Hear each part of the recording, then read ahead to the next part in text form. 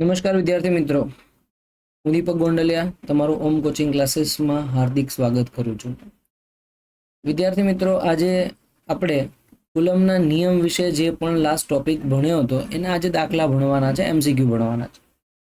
પણ આજે જેટલા પણ એમસીક્યુ કે જોઈશું જે ઓલરેડી તમારી જેડબલઈની એક્ઝામમાં આવેલા હશે અથવા તો નીટની એક્ઝામમાં આવેલા હશે એ એમસીક્યુનો આપણે અભ્યાસ કરવાનો છે.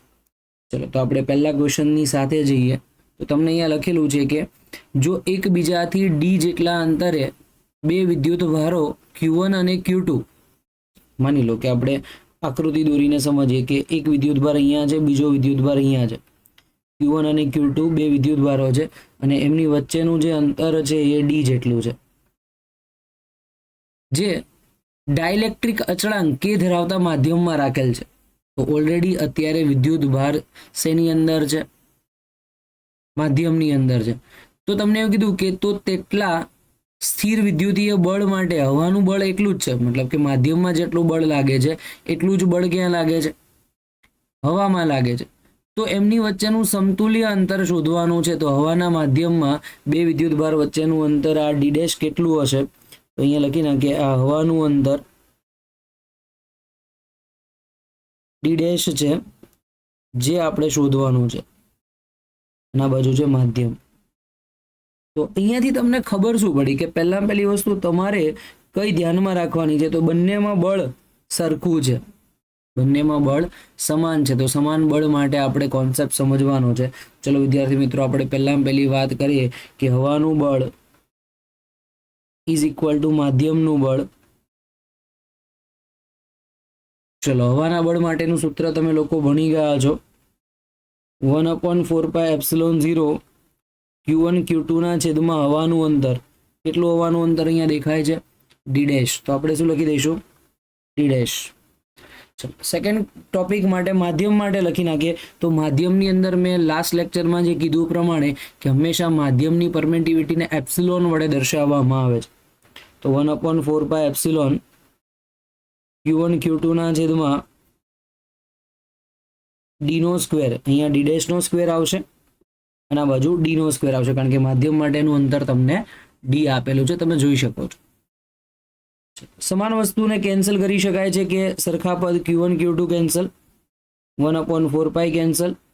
તો માત્ર જવાબમાં જે આવે છે લખી નાખીએ.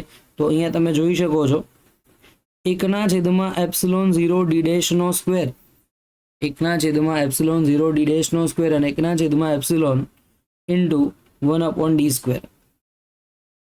આપણે જોઈએ છે ડી ડેશ ના સ્ક્વેર ને, તો ε0 જે છે એને સૂત્રનો ઉપર મોકલી દઈએ. તો આવું લખાય, 1/ડી ડેશ નો સ્ક્વેર ઇઝ ઇક્વલ ટુ 1/ડી ડેશ નો સ્ક્વેર ઇઝ ઇક્વલ ટુ ε0 ના છેદમાં epsilon into D square. D dash ના સૂત્રનો કરતા કરીએ તો આખું પદ ઊંધું થઈ જશે. તો ડી ડેશ નો વર્ગ ઇઝ ઇક્વલ ટુ ε/ε0 અને ડી સ્ક્વેર ઉપર જતો રહેશે, કારણ કે નીચેનું પદ અંશમાં જાય અને ઉપરનું પદ નીચે આવશે. તો ε/d સ્ક્વેર ડિવાઇડ બાય ε0. અને ઓલરેડી તમે લોકો ભણી ગયા છો કે જ્યાં ε/ε0 ને આપણે કે થી ઓળખીએ છીએ, ε/ε0 જેને શેનાથી ઓળખીએ છીએ? કે થી ઓળખીએ છીએ. તો આપણા કેસમાં આ ε/ε0 નો જે જવાબ લખીશું એ કેટલો આવશે? કે. માટે ડી ડેશ નો વર્ગ ઇઝ ઇક્વલ ટુ કે ડી સ્ક્વેર. વર્ગમૂળ કાઢી નાખો તો ડી ડેશ બરાબર કે નું વર્ગમૂળ ના નીકળે એટલે રૂટ કે, એનું વર્ગમૂળ પોસિબલ નથી એટલે કે રૂટ કે, અને ડી સ્ક્વેર નું વર્ગમૂળ થઈ જશે ડી. તો આપણે ઓપ્શનમાં ચેક કરી લઈએ કયો ઓપ્શન એવો છે. તો ઓપ્શનમાં તમે જોઈ શકો છો વર્ગમૂળમાં કે છે અને ગુણાકારમાં ડી છે. તો પહેલો આન્સર તમે જોઈ શકો છો, ડી ઇન્ટુ રૂટ કે, ડી ઇન્ટુ રૂટ કે, જે તમારો ફાઇનલ આન્સર હોઈ શકે છે, મતલબ સાચો છે. અને આ ક્વેશ્ચન ક્યારે આવેલો હતો? જેડબલઈ મેન 2023માં. નેક્સ્ટ ક્વેશ્ચન ઉપર આપણે વાત કરીએ. નેક્સ્ટ ક્વેશ્ચનમાં તમને એવું કંઈક કીધું છે કે ક્યુ વિદ્યુત ભારને બે ભાગ સ્મોલ ક્યુ અને કેપિટલ ક્યુ માઇનસ સ્મોલ ક્યુમાં વિભાજિત કરેલા છે. માની લો કે એક મોટો વિદ્યુત ભાર ક્યુ હતો, એના બે ભાગ, એક સ્મોલ ક્યુ છે અને બીજો વિદ્યુત ભાર કેપિટલ ક્યુ માઇનસ સ્મોલ ક્યુ છે. એવા બે ભાગમાં વિભાજિત કરવામાં આવે છે કે જેથી સ્મોલ ક્યુ અને કેપિટલ ક્યુ માઇનસ સ્મોલ ક્યુને અમુક અંતરે મૂકતા તેમની વચ્ચે મહત્તમ સ્થિત વિદ્યુતીય અપાકર્ષણ બળ લાગે છે. તો કેસમાં સમજો, કે જે પણ બળ લાગે છે બળ એ મહત્તમ છે, અને જ્યારે પણ સંખ્યા મહત્તમ હોય તો એનો મતલબ એ સંખ્યાને આપણે કહી શકાય અચળ. મહત્તમ સંખ્યા છે એ સંખ્યાને આપણે શેનાથી ઓળખીએ છીએ? અચળ સંખ્યા વડે. તો અહીં જે લાગતું બળ છે એ મહત્તમ અને સાથે સાથે આપણે અચળ પણ ગણી શકીએ છીએ. ઓકે, હવે વિદ્યુતભારના બે ભાગ પાડી લીધા છે. તો એક સ્મોલ ક્યુ છે અને બીજો વિદ્યુતભાર છે કેપિટલ ક્યુ માઇનસ સ્મોલ ક્યુ. તો બે વચ્ચેનું અંતર માની લો કે કોઈ ચોક્કસ હશે, અને એ અંતર ધારો કે આપણે એવું ગણી લઈએ છીએ કે આ અંતર બે વિદ્યુતભાર વચ્ચેનું ડી જેટલું છે. તો માટે બળ F બરાબર કે small Q into capital Q minus small Q ના છેદમાં ડી સ્ક્વેર. ચલો આને લખી નાખીએ પ્રોપર સૂત્ર સાથે. તો F બરાબર કે ક્યુ નો ગુણાકાર અંદર થશે તો small Q into capital Q minus small Q નો સ્ક્વેર, બીજી વખત ગુણાકારમાં લઈ જાઓ તો small Q into small Q નો સ્ક્વેર થઈ જશે અને છેદમાં વધશે ડી સ્ક્વેર. તો આપણે છેદમાં ડી સ્ક્વેર લખી નાખ્યું. હવે આ મહત્તમ સંખ્યા છે, તો મહત્તમ સંખ્યા હોય એમાં ડી સ્ક્વેર અને કે બી અચળાંક છે. તો આવું લખી શકાય કે ડી સ્ક્વેર ભાગ્યા એફ ડી સ્ક્વેર ભાગ્યા કે, નીચેનો ડી સ્ક્વેર અહીંયા જાય એટલે ગુણાકારમાં અને કે આવશે નીચે. તો એફ ડી સ્ક્વેર ભાગ્યા કે ઇઝ ઇક્વલ ટુ કૌંસમાં કેપિટલ ક્યુ ઇન્ટુ સ્મોલ ક્યુ માઇનસ ક્યુ સ્ક્વેર. આવું સમીકરણ તમને મળશે. અને આ સંખ્યાને આપણે સુધારી શકીએ. અચળ સંખ્યા મહત્તમ એફ હતો, સાથે સાથે આ બધું છે તો આને અચળ કહી શકાય. તો આવું લખી શકાય કે અચળ બરાબર કેપિટલ ક્યુ સ્મોલ ક્યુ માઇનસ ક્યુ સ્ક્વેર. ચલો આનું વિકલન કરીએ આપણે. અચળ સંખ્યા છે એનું આપણે વિકલન કરીએ, અને વિદ્યુતભાર બદલાય છે તો આપણે વિકલન પણ કોની સાપેક્ષે કરશું? વિદ્યુતભાર. કારણ કે વિદ્યુતભાર બેમાં ચોક્કસ પ્રકારનો નથી રહેતો, કંઈક ચોક્કસ માત્રામાં બદલાય છે અને એવી રીતે બદલાય કે જેથી બળ મહત્તમ થાય. આનું વિકલન કરીએ વિદ્યુતભારની સાપેક્ષે. તો ડી ના છેદમાં ડી ક્યુ અચળ સંખ્યાનું વિકલન પ્લસ ક્યુ અચળ છે ડી ક્યુ ના છેદમાં ડી ક્યુ અને minus D by D Q Q સ્ક્વેરનું વિકલન. તમે લોકો ભણી ગયા છો કે અચળ સંખ્યાનું વિકલન હંમેશા શૂન્ય જ થશે. તો આ 0, આ ડી ક્યુ કેન્સલ, કારણ કે ક્યુનું ક્યુની સાપેક્ષે વિકલન 1 થાય તો માત્ર આવશે કેપિટલ ક્યુ, અને D by D Q Q સ્ક્વેરનું વિકલન. તો વિકલનનો નિયમ તમને ખબર છે, એક ઘાત આગળ જશે અને એક ઘાત ઓછી થશે. તો તમે જોઈ શકો કે આ બે ઘાત જે છે એ ગુણાકારમાં જશે અને બેમાંથી એક ઓછી થશે તો ખાલી ક્યુ વધશે. તો આપણે લખી શકીએ આ -2q ને આ બાજુ લઈ જાઓ તો +2q થઈ જશે. તો કેપિટલ ક્યુ બરાબર 2q, માટે સ્મોલ ક્યુ બરાબર q/2. તો કહેવાનો મતલબ કે જ્યારે કોઈ વિદ્યુત ભારને બે સરખા ભાગમાં વિભાજિત કરી દઈએ તો એ સંજોગોમાં જે પણ બળ મળશે એ બળ હંમેશા કેવું આવશે? મહત્તમ. તો અહીંયા લખી દઈએ વિદ્યુત ભારના બે સમાન ભાગ કરવામાં આવે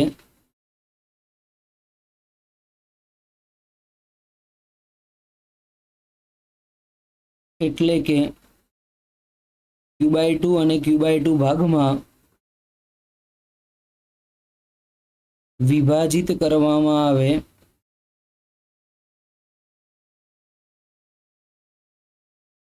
તો લાગતું બળ મહત્તમ હશે. કમ્પ્લીટ. તો આ કોન્સેપ્ટ તમારે ધ્યાનમાં રાખવાનો છે કે જ્યારે કોઈ પણ બે વિદ્યુત ભાર છે એને સમાન ભાગમાં વિભાજિત કરી દઈએ તો જે પણ બળ લાગતું હશે એ હંમેશા મહત્તમ મળશે. ચલો ત્રીજા ક્વેશ્ચનમાં કંઈક આવું લખેલું છે, બે સમાન ગોળાઓ એ અને બી કે જેમને હવામાં ચોક્કસ અંતરે રાખવામાં આવે છે ત્યારે એફ જેટલું બળ લાગે. તો એક કામ કરીએ, પહેલા તો બંને ગોળાઓને આપણે ડ્રો કરી નાખીએ. માની લો કે આ પહેલો ગોળો છે, આ બીજો ગોળો છે, બંને સમાન ગોળાઓ છે. તો આપણે એવું ધારી શકીએ કે અહીંયા વિદ્યુતભાર ક્યુ છે તો અહીંયા પણ ક્યુ આવશે, અને આ ગોળાનું નામકરણ આપણે લખી નાખીએ. તો પહેલા ગોળાને આપણે એ વડે દર્શાવી દો તો બીજા ગોળાને બી વડે દર્શાવવામાં આવે છે. બંનેના નામકરણ બી આપણે લખી દીધા. અને બે વચ્ચે ચોક્કસ અંતર છે એ બી ધારી લઈએ કે આપણે અંતર બે વચ્ચેનું ડી રાખેલું છે. બે વચ્ચેનું જે અંતર છે એ ડી રાખેલું છે. તો તમને એવું કીધું છે કે આ સંજોગોમાં જે બળ લાગે છે એફ બરાબર કે Q1 Q2 એટલે કે Q into Q divide by D square. તો જવાબ મળશે કે Q square by D square. આ સમીકરણ નંબર 1 લખી દો. અને એફ બરાબર સૂત્ર મળી જશે કે Q square by D square. Next ક્વેશ્ચનમાં કીધું કે ત્રીજો સમાન અવિદ્યુત ભારિત ગોળો. તો માની લો કે હું એક ત્રીજો ગોળો દોરું છું.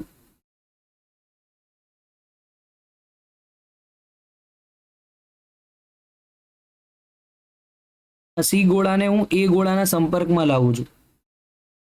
સી ગોળાને એ ગોળાના સંપર્કમાં લાવું છું.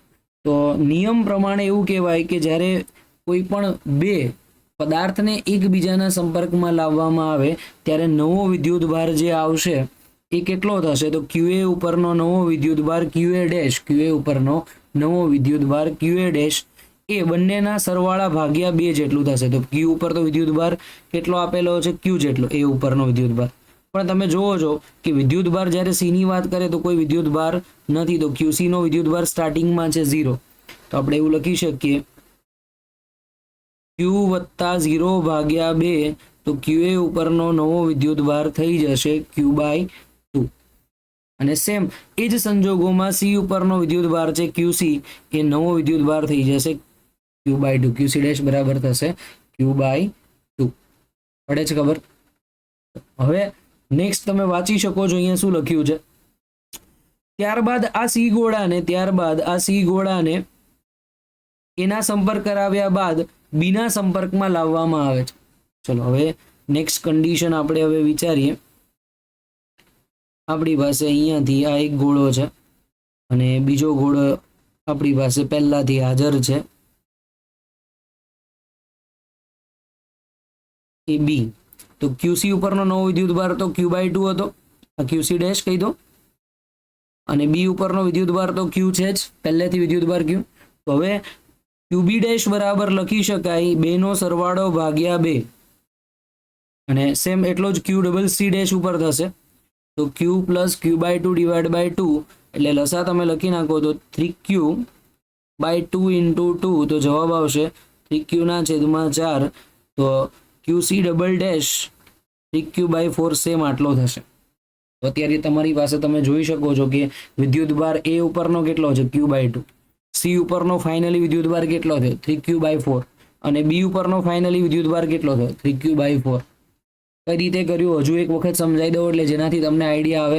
આપણી પાસે એ ઉપર ક્યુ વિદ્યુતભાર હતો, પહેલી વખત એના સંપર્કમાં હું સી લાવ તો આ 2 નો સરવાળો ભાગ્યા 2 થશે. ટોટલ વિદ્યુતભાર કેટલો થશે? 2 નો સરવાળો ભાગ્યા 2 એટલે ફાઇનલી આન્સર ક્યુએ ડેશ અને ક્યુસી ડેશ નો આન્સર ક્યુ બાય 2 થશે.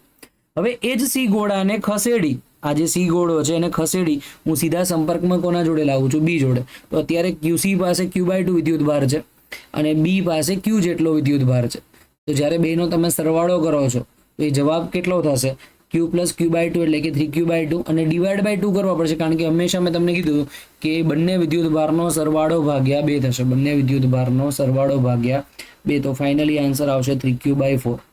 અને લાસ્ટમાં એવું કીધું છે કે આ સી ગોળાને મતલબ કે જે છેલ્લે તે બંને ગોળાઓ એ અને બી ના મધ્ય બિંદુ ઉપર સી ને મૂકવામાં આવે છે. તો સી ઉપર લાગતું બળ કેટલું હશે એ શોધવાનું છે. તો આકૃતિ આપણે ફરીથી દોરીએ. આ એ ગોળો, સેમ સાઈઝનો સી ગોળો અને એટલી જ સાઈઝનો બી ગોળો, પણ બધા ઉપર વિદ્યુતભાર કંઈક અલગ છે. તો આની ઉપરનો વિદ્યુતભાર ક્યુ બાય 2 છે, આની ઉપરનો વિદ્યુતભાર 3q બાય 4 છે અને આની ઉપરનો વિદ્યુતભાર 3q બાય 4 છે. તો તમારે સી ઉપર પરિણામી બળ શોધવાનું છે. તો પરિણામી બળ સી ઉપર કોણ લગાડે? તો પહેલી વસ્તુ કે આ ગોળો આના ઉપર બળ લગાડે એટલે અપાકર્ષી બળ એફ એનું આમ જશે. સામે બી ગોળો પણ આની ઉપર અપાકર્ષી બળ લગાડે તો એ આમ જશે. તો એફ બી નું અપાકર્ષી બળ આમ દર્શાવી દઈએ. બંનેની દિશા કેવી છે? વિરુદ્ધ છે અને વિરુદ્ધ દિશા હોવાથી આપણે શું કરી શકીએ? બાદબાકી કરી શકીએ છીએ.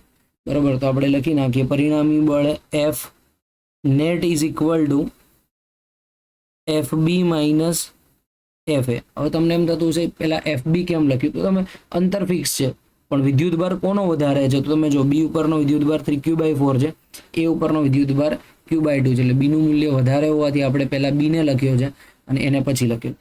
તો સૂત્ર લખી નાખો કે કોની વચ્ચેનું બળ લાગે છે? તો સી અને બી વચ્ચેનું બળ. તો 3q by 4 into 3q by 4 અને છેદમાં અંતર d બાય 2 નો સ્ક્વેર, અડધું અંતર છે એટલે d બાય 2 નો સ્ક્વેર. હવે કોણ કોના ઉપર બળ લગાડે છે? તો એ વડે સી ઉપર લાગતું બળ, તો માઇનસ કે Q/2 એનું વિદ્યુતભાર, સી નો વિદ્યુતભાર 3Q/4 અને છેદમાં અંતર D/2 નો સ્ક્વેર. ચલો સાદું રૂપ આપણે લખી નાખીએ. 3 × 3 9 અને નીચે 4 × 4 16, તો 9kq² છેદમાં 16 અને d²/4 નો વર્ગ કરો એટલે d²/4 થશે. ચલો આ બાજુ 3 જ છે, નીચે 4 × 2 એટલે કે 8, તો માઇનસ 3kq² છેદમાં 8 અને ગુણ્યા d²/4. છેદ ઉડતા હોય તો ઉડાડી દેવાના. 4 4 ગયા, અહીંયા 4 4 ગયા એટલે 2 આવશે. તો ફાઇનલી આન્સર આવશે 9/4 kq² માઇનસ 3/2 kq²/d². ચલો kq²/d² કોમન, સાથે સાથે 3 પણ કોમન જતા રહેશે. 3 અહીંયા બી નીકળશે, 3 અહીંયા, 2 બી નીકળશે, 2 બી અહીંયા નીકળશે. તો અહીંયા 3/2 કોમન કાઢી લો, તો વધશે પહેલામાં 3/2 અને બીજામાં તો આખું પદ જતું રહ્યું. તો ફાઇનલી જવાબ આવશે 3/2 kq² અપોન d². 2 લસા તો 3 એકા 2 એકા 2, 3 માંથી 2 જાય તો 1 અને 1/2 એટલે 1.5 માંથી 1 જાય તો અડધો એટલે 1/2 થશે. તો અહીંયા લખી શકાય 3/4 kq² છેદમાં d². જ્યાં આ સંખ્યાને આપણે નામ આપેલું હતું f, એ જે સંખ્યા છે એને શું નામ આપ્યું હતું? f. તો ફાઇનલી જવાબ આવશે 3/4f. તમે ઓપ્શન ચેક કરી શકો છો, કયો ઓપ્શન છે અહીંયા? 3/4f. તો આ તમારો જવાબ રહેશે. ચલો આગળના દાખલાની આપણે વાત કરીએ. આગળના દાખલામાં એવું કીધું છે y બરાબર 1 2 4 8 એના ઉપર 1 માઇક્રોકુલમનો વિદ્યુતભાર છે. આ દરેક સ્થાને 1 માઇક્રોકુલમનો વિદ્યુતભાર છે. ઉગમ બિંદુ ઉપર 1 કુલમનો વિદ્યુતભાર હોય તો પરિણામી બળ તમારે શોધવાનું છે, અને બળ આપી જ દીધું છે x × 10⁻³ તમારે x શોધવાનો છે. x × 10⁻³. આપણે એક ધારો કે એવું લખી દઈએ, આ y અક્ષ છે, આ y અક્ષનું ઉગમ બિંદુ, એનું પહેલું સ્થાન આપેલું છે 1, બીજું સ્થાન આપેલું છે 2, ત્રીજું સ્થાન આપેલું છે 4, ચોથું આપેલું છે 8. આવું સતત ચાલ્યા કરે. અને આ બધા ઉપર સ્મોલ ક્યુ વિદ્યુતભાર લખી નાખો. બધા ઉપર સ્મોલ ક્યુ વિદ્યુતભાર અત્યારે આપણે ધ્યાનમાં નથી લેતા, પછી છેલ્લે કિંમત મૂકીશું. અને સ્મોલ ક્યુની કિંમત તમને લખેલી છે 1 માઇક્રોકુલમ, એટલે કે 10⁻6 કુલમ. ઉગમ બિંદુ પર તમે જોઈ શકો કે એક કેપિટલ ક્યુ મૂલ્યનો વિદ્યુતભાર આપેલો છે જે 1 કુલમ છે. અહીંયા કેપિટલ ક્યુ લખી નાખીએ અને કેપિટલ ક્યુ બરાબર 1 કુલમ છે. તો તમારે ઉગમ બિંદુ ઉપર લાગતું બળ શોધવાનું છે. તો જ્યારે પણ વિદ્યાર્થી મિત્રો આવો પ્રશ્ન પૂછાય કે તમારે ઉગમ બિંદુ ઉપર બળ કેટલું છે, તો જેટલા પણ વિદ્યુતભાર હશે એ ઉગમ બિંદુના વિદ્યુતભાર ઉપર બળ લગાડે. તો આણે આની ઉપર બળ લગાડ્યું છે, આણે આની ઉપર બળ લગાડ્યું છે, આણે આની ઉપર, તો આ બધા જ બળનો આપણે ખબર છે કે શું કરવાનો છે? સરવાળો. સેકન્ડ થિંગ કે દિશા કઈ બાજુ?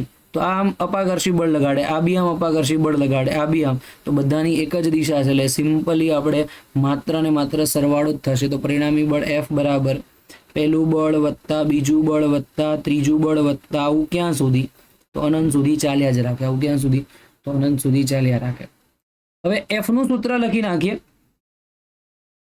કે કેપિટલ ક્યુ સ્મોલ ક્યુ, કારણ કે આણે આના ઉપર બળ લગાડ્યું, કે કેપિટલ કે સ્મોલ ક્યુ અને છેદમાં અંતરનો વર્ગ. તો બે વચ્ચે અંતર તમે જોઈ શકો 0 થી લઈને એક સંખ્યા એટલે 1 નો વર્ગ થશે. તો ડિવાઈડ બાય 1 નો વર્ગ લખી નાખો, પ્લસ કે કેપિટલ ક્યુ સ્મોલ ક્યુ બીજી વખત 2 નો વર્ગ, પ્લસ કે કેપિટલ ક્યુ સ્મોલ ક્યુ ત્રીજી વખત 4 નો વર્ગ, કારણ કે તમે અંતર જોતા જાઓ ઉગમ બિંદુથી બીજી વખતનું 2 નું અંતર છે, ત્રીજી વખત 4 નું અંતર છે. તો આવી રીતે અંતર તમારા કોન્સ્ટન્ટલી બદલાતા જાય છે. આવું ક્યાં સુધી? એ પણ તો અનંત સુધી તમે લખી શકો છો, પ્લસ આવું અનંત સુધી. કોમન શું આવ્યું?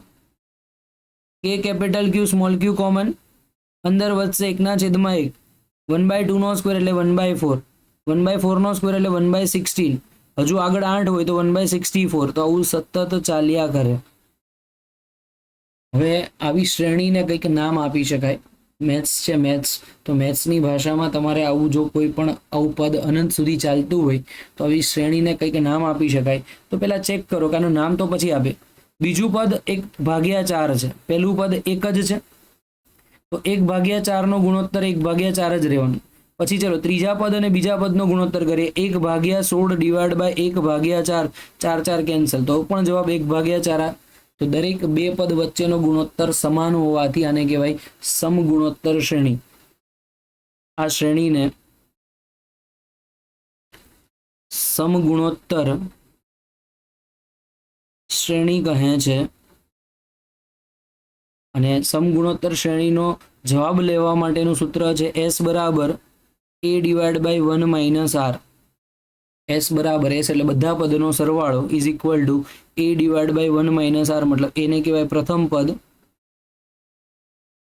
ડિવાઈડ બાય 1 માઇનસ બે પદનો ગુણોત્તર. R જે છે R એને કહેવાય બે પદનો ગુણોત્તર. અને આ બે પદનો ગુણોત્તર બાળકો તમારે યાદ રાખવાનું છે. કઈ રીતે લેવાનું? બીજું પદ ભાગ્યા પહેલું પદ. ગુણોત્તર કઈ રીતે લખશું? બીજું પદ ભાગ્યા પહેલું પદ. મૂકી દો ચલો કિંમત. એ પ્રથમ પદ 1 છે, 1 માઇનસ R, R માટે ગુણોત્તર મેં તમને હમણાં જ શીખવાડ્યો. બીજું પદ 1/4 છે, પહેલું પદ 1 છે એટલે આન્સર આવશે 1/4. એ દરેક પદમાં ગુણોત્તર તમને મળી જાય 1/4. આનો આપણે લસા લઈ લઈએ. 4 લસા આવશે તો 4 માંથી 1 જાય તો 3/4, છેદનો છેદ અંશમાં જશે તો જવાબ ફાઇનલી થશે 4/3. કેટલો જવાબ થશે? 4/3. હું આ બધા જ પદ કાઢી નાખું છું અને દરેક પદની જગ્યાએ માત્ર ને માત્ર જવાબ લખી દઈશ 4/3. તો પરિણામી બળ F બરાબર K capital Q small q ગુણ્યા 4/3. દરેકના જવાબ લખો. K નો જવાબ છે 9 × 10⁹. Q 1 કુલમ છે, સ્મોલ q 1 માઇક્રો કુલમ છે, 10⁻6, 4/3.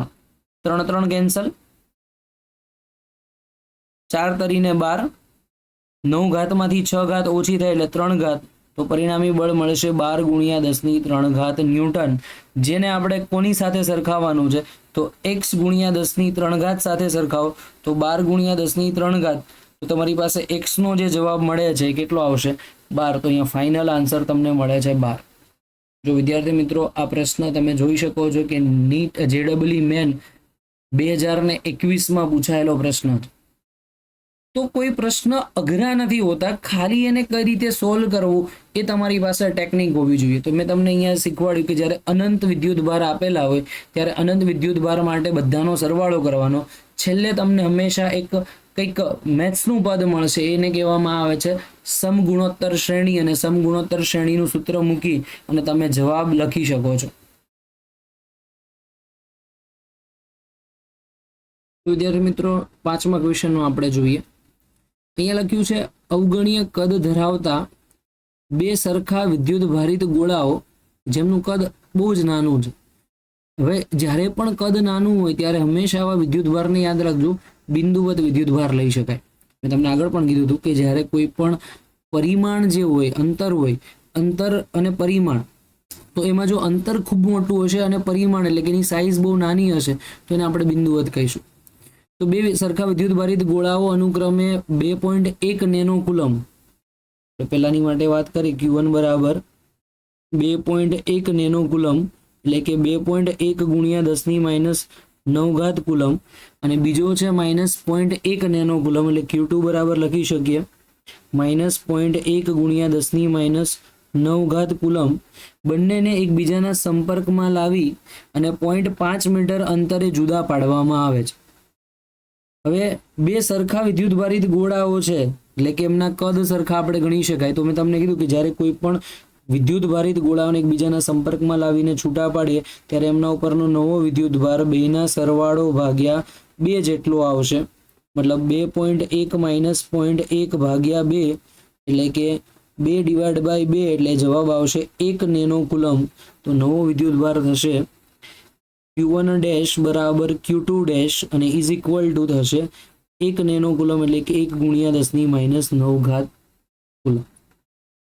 બંને ગોળા વચ્ચે ઉદ્ભવતું વિદ્યુતીય બળ ખાલી જગ્યા હશે. જે વિદ્યુતીય બળ છે કેટલું હશે શોધવાનું છે અને અંતર આપી દીધું છે 0.5 મીટર એટલે આપણે 1/2 પણ લખી શકીએ છીએ.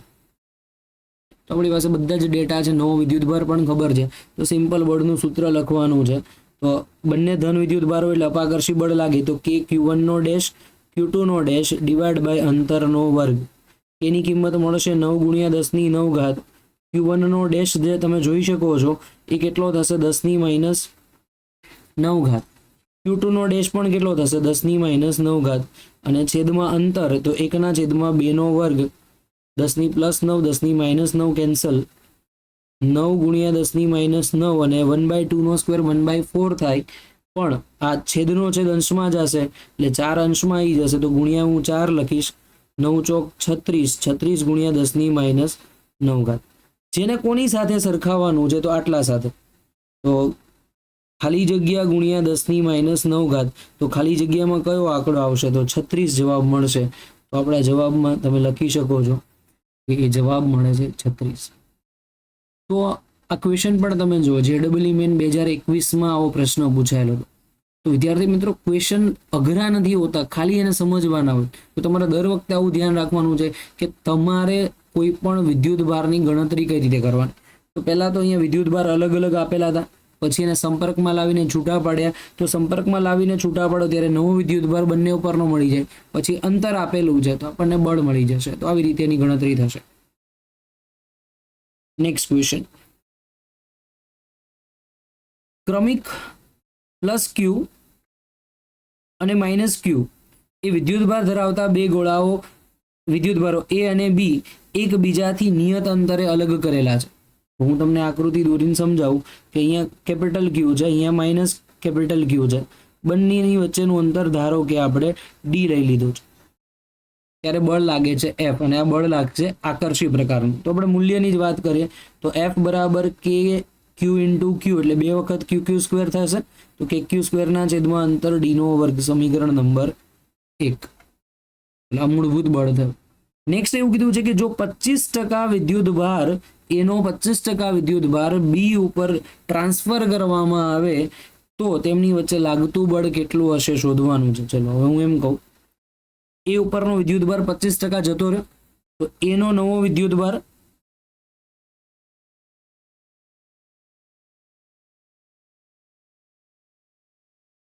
વિદ્યુતભાર આપણે લખી નાખીએ QA નો ડેશ બરાબર મૂળભૂત વિદ્યુતભાર કેપિટલ Q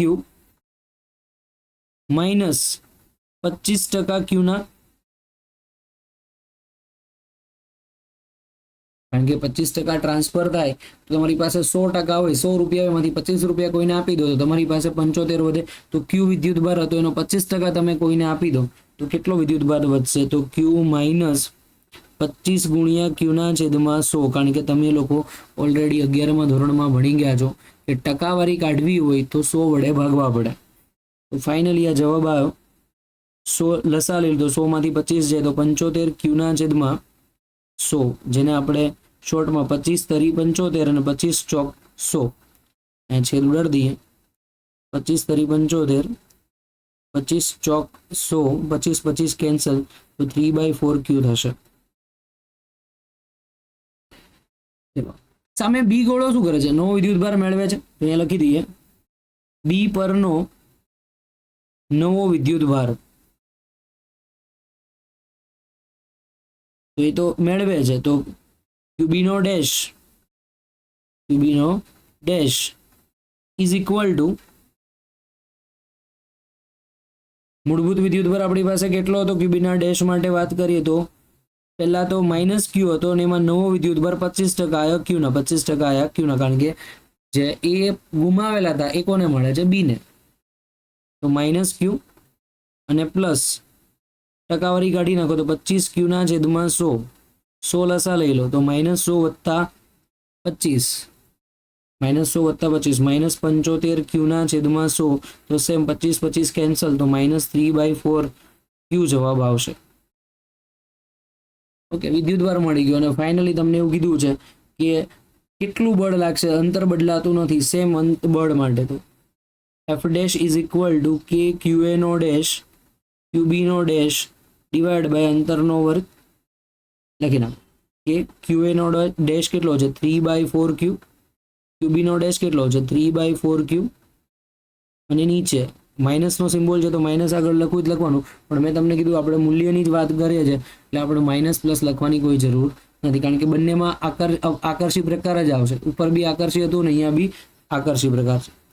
તો 3 નો વર્ગ 9 અને 4 નો વર્ગ 16, 9 ભાગ્યા 16 12 K Q square divide by D square, જેને ઓલરેડી નામ કંઈક એફ આપેલું હતું તેને લખી નાખીએ. 9 ભાગ્યા 16 ઇન્ટુ એફ, 9 ભાગ્યા 16 ઇન્ટુ એફ. આ જવાબ જોઈ શકો છો તમે, ઓપ્શનમાં એવો ઓપ્શન છે કે નહીં, દેખાય છે અહીંયા 9 ભાગ્યા 16 ઇન્ટુ એફ.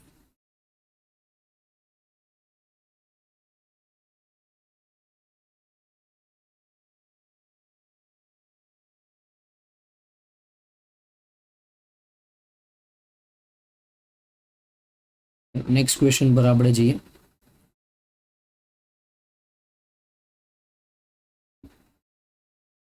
ક્વેશ્ચનમાં એવું લખ્યું છે 20 માઇક્રોકુલમ અને -5 માઇક્રોકુલમ એવા બે વિદ્યુતભાર ધરાવતા કણો એ અને બી વચ્ચેનું અંતર 5 સેન્ટીમીટર છે.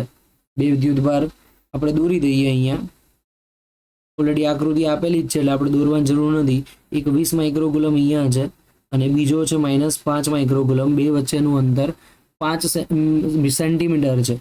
ત્રીજા વિદ્યુતભારને કેટલા અંતરે મૂકવાથી તેના ઉપર લાગતું વિદ્યુતીય બળ શૂન્ય થશે? હવે જો વિદ્યાર્થી મિત્રો, આમાં તમને એવું કીધું છે કે ત્રીજાને ક્યાં મૂકો કે જ્યાંથી પરિણામી બળ શૂન્ય થાય. તો સિમ્પલ યાદ રાખજો કે આ બેને જોડતી રેખાની વચ્ચે અથવા તો જોડતી રેખાની બહારની બાજુએ હંમેશા કોઈક એવું સ્થાન હશે કે જ્યાં પરિણામી બળ શૂન્ય થતું હશે. તો આ સંજોગોમાં એક પ્લસ છે અને એક માઇનસ છે. તો તમારે એ તટસ્થ બિંદુ ક્યાં મળે છે, તટસ્થ બિંદુ ક્યાં મળે છે એ શોધવું હોય તો એના માટે તમારે શું કરવાનું? તો એના માટેની એક સિમ્પલ ટ્રીક હું તમને આપું છું. આ ટ્રીકની અંદર કઈ રીતે તમારે કયો જવાબ આવશે એ શોધવાનો થાય. તો પહેલા આપણે એક કામ કરીએ. જસ્ટ હું તમને એક સૂત્ર તારવીને શીખવાડું છું, પણ હંમેશા માટે સૂત્ર તમારે યાદ રાખવાનું. અહીંયા ધારો કે Q1 વિદ્યુતભાર છે, અહીંયા ધારો કે Q2 વિદ્યુતભાર છે, વચ્ચે કોઈ સ્મોલ q વિદ્યુતભાર છે, ધારો કે કોઈ પણ જગ્યાએ સ્મોલ q. જો આ બંને પ્લસ હશે અથવા તો આ બંને માઇનસ હશે તો તટસ્થ બિંદુ હંમેશા વચ્ચે જ મળશે. યાદ રાખજો, જો બંને પ્લસ અથવા તો બંને માઇનસ તો તટસ્થ બિંદુ એ અને બી ની વચ્ચે હોય. પણ એક પ્લસ અને એક માઇનસ હોય, એક ધન અને એક ઋણ, તો તટસ્થ બિંદુ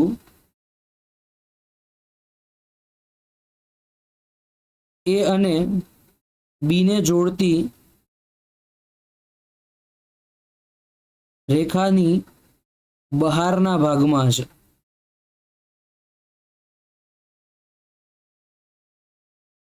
તમે જોઈ શકો છો કે જ્યારે બંને ધન અને ઋણ નથી, એક ધન અને એક ઋણ છે, તટસ્થ બિંદુ આ બાજુ ક્યાંય બી હોઈ શકે. પણ જ્યારે બંને ધન છે અથવા તો બંને ઋણ છે તો તટસ્થ બિંદુ આટલા ભાગમાં ગમે ત્યાં હોઈ શકે. આ મોસ્ટ ઇમ્પોર્ટન્ટ ખ્યાલ તમારે ધ્યાનમાં રાખવાનો છે. ઓકે, હવે માની લો કે અત્યારે આ કેસ માટે હું અત્યારે તટસ્થ બિંદુનું સૂત્ર તમને શીખવાડી દઉં છું. એ સૂત્ર ઉપરથી તમારે ડાયરેક્ટ ગમે ત્યારે દાખલો ગણવો હોય તો ગણી શકો. ચલો આપણા કેસ માટે અત્યારે જોઈ લઈએ. અહીંયા આના કારણે આના ઉપર લાગતું બળ, આના કારણે આના ઉપર લાગતું બળ, એ બંને બળનો સરવાળો શૂન્ય થશે. તો લખી નાખીએ કે Q1 સ્મોલ q અને આ અંતર ધારો કે x છે, તો બાકીનું અંતર કેટલું થાય?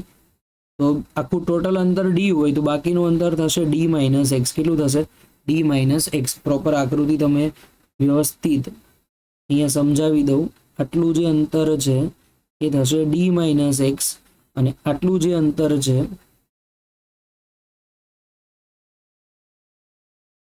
એ અંતર આપેલું છે x અને ટોટલ અંતર છે d જેટલું.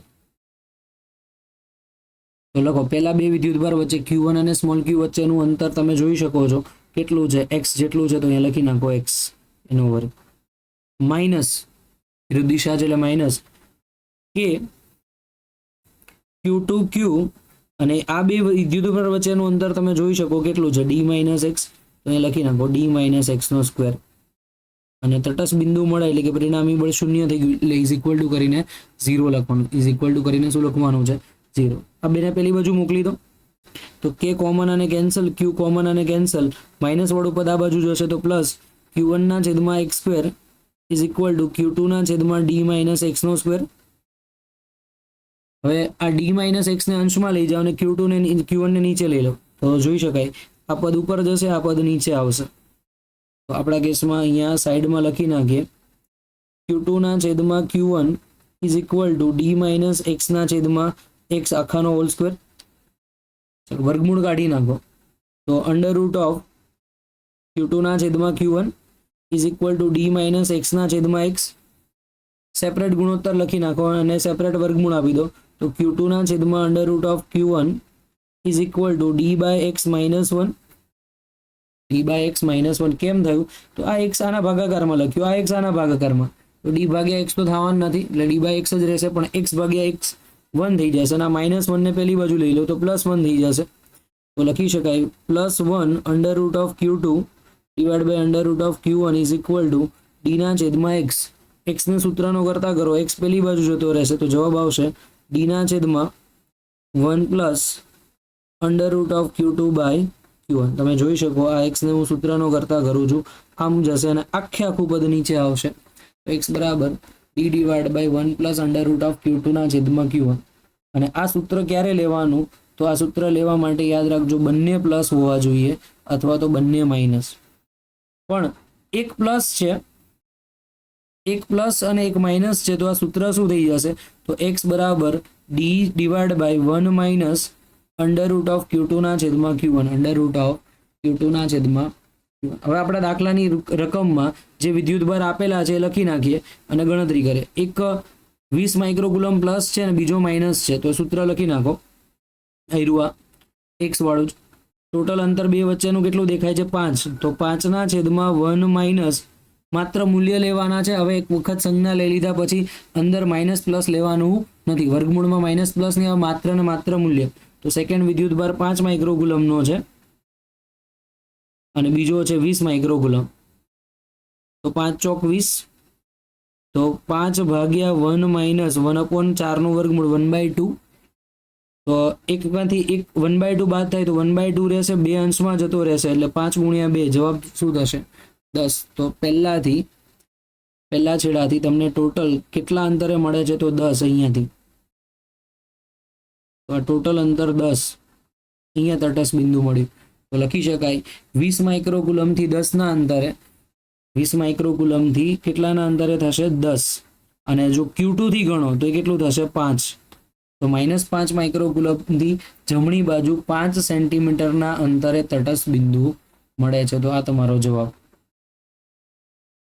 -5 માઇક્રોકુલમથી જમણી બાજુએ તમે જોઈ શકો જમણી બાજુએ તટસ્થ બિંદુ મળ્યું. એ કેટલું અંતર આવશે તો 5. કેમ તો તમે જો અહીંયાથી આ ટોટલ 10 થાય તો આ અંતર 5 નું હતું તો બાકીનું પણ કેટલું થશે 5 નું. તો આવી રીતે તમારે શોધવાનું છે. તો ટેકનિકલી તમારે બે સૂત્ર યાદ રાખવાના છે ગમે ત્યારે. જો કદાચ તમે ગુરુત્વાકર્ષણ ચેપ્ટરમાં બી તટસ્થ બિંદુ પૂછ્યું હોય ને તો આ સેમ સૂત્ર લખી શકો, એમાં તો આ જ સૂત્રનો ઉપયોગ થશે, પણ અહીંયા વિદ્યુતભારની જગ્યાએ દળ થશે m2/m1 થશે, m2/m1. અને જ્યારે તમે વાત કરો છો વિદ્યુત માટે ત્યારે બંને ધન માટે d divide by 1 plus Q2 ના છેદમાં Q1, અને જ્યારે તમે ધન અને ઋણ બે માટે વાત કરો છો તો d divide by 1 minus Q2 ના છેદમાં Q1. મોસ્ટ ઇમ્પોર્ટન્ટ સૂત્ર છે, ખાસ ધ્યાન રાખજો, બહુ બધા કોન્સેપ્ટ તમારા ફાસ્ટ ક્લિયર થઈ જશે. ક્વેશ્ચન નંબર 8 જોઈએ વિદ્યાર્થી મિત્રો. અહીંયા એવું લખેલું છે કે અમુક અંતરે રહેલા ઇલેક્ટ્રોન અને પ્રોટોન એમના વચ્ચે કુલંબીય જે બળ લાગે છે એમાં કુલંબીય બળ અને ગુરુત્વાકર્ષણ બળનો ગુણોત્તર 2.4 × 1039 આપેલી છે. એના સમપ્રમાણમાં આટલો છે. જ્યાં કે અચળાંક છે 1/4πε0 અને ગુરુત્વાકર્ષણનો અચળાંક g છે, તો એ બંનેનો ગુણોત્તર લગભગ કેટલો હોય? બહુ સિમ્પલ પ્રશ્ન છે કે તમને k આપેલો છે અને g આપેલો છે, તો k અને g નો ગુણોત્તર કેટલો થાય એ શોધવાનું. તો પહેલી વસ્તુ k નું મૂલ્ય તો ખબર જ છે 9 × 10⁹, અને g નો જવાબ છે 6.67 × 10⁻11.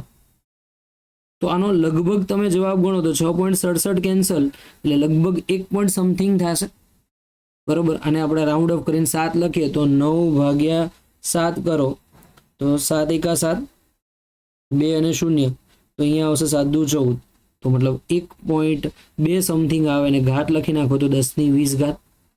તો નિયર બાય આ જવાબ કોના જેટલો કહેવાય? તો 1 ગુણ્યા 10⁻20 ની આજુબાજુ કહી શકાય. તો તમારો જવાબ આવશે એ બરાબર 10⁻20. એકદમ સરળ પ્રશ્ન છે કે કે અને જી નો ગુણોત્તર પૂછ્યો છે, તો દરેક છોકરાઓને આવડી શકે ગણવામાં. નેક્સ્ટ પ્રશ્ન નંબર 9 જોઈએ. એવું કીધું છે કે 3 બિંદુવત વિદ્યુત ભારો Q -2Q અને +2Q છે.